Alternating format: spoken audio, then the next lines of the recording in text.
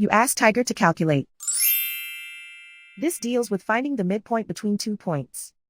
The midpoint between the 2 points is -55, 9.5.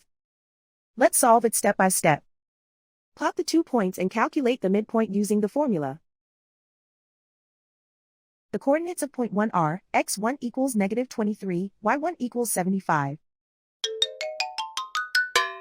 The coordinates of point 2 are, x2 equals -87, y2 equals -56. PM represents the midpoint of the 2 points.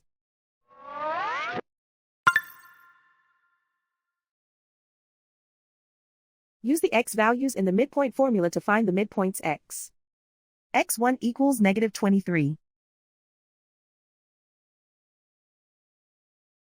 x2 equals -87. Simplify the arithmetic.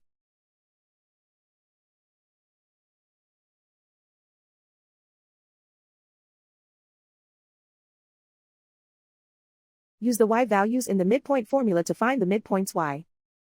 y1 equals 75.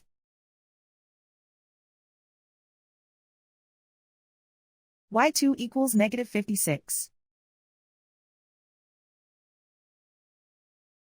Simplify the arithmetic.